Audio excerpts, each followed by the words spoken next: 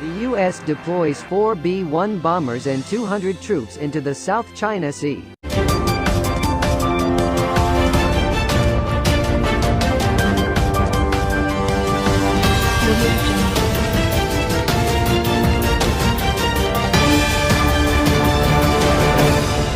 Warplanes and airmen arrived at Andersen Air Force Base on Guam Island on Friday, according to a statement by the U.S. Strategic Command that further noted that 3 of the B-1B Lancers flew directly to the base, while another diverted to waters near Japan to train with the U.S. Navy.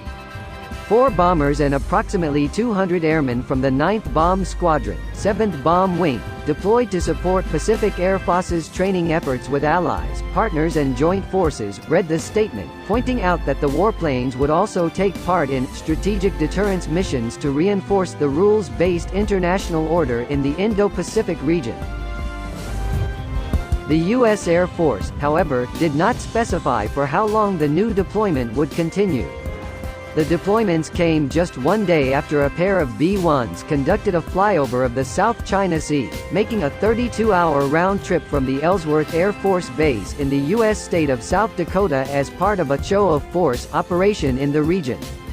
The U.S. military regularly conducts what it refers to as freedom of navigation missions and air patrols over the South China Sea, aimed at sending a message to Beijing, which has repeatedly censured the operations as provocative and in violation of its sovereignty. The Chinese government has yet to respond to the latest U.S. deployment, but denounced the American naval missions near the Paracel Islands earlier this week. Over the past week, U.S. naval warships have also made their presence known around disputed waters in the South China Sea, with a U.S. guided missile destroyer sailing through the Taiwan Strait twice, shadowed both times by a Chinese aircraft carrier sailing close by.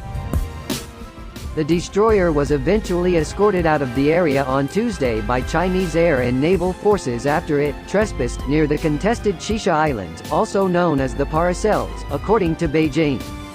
According to the statement, although the Air Force recalled all 5 of its B-52 Stratofortress bombers from Guam earlier this month, the B-1s replacing them are capable of carrying larger payloads, including 2,000-pound guided JDAM munitions and anti-ship cruise missiles.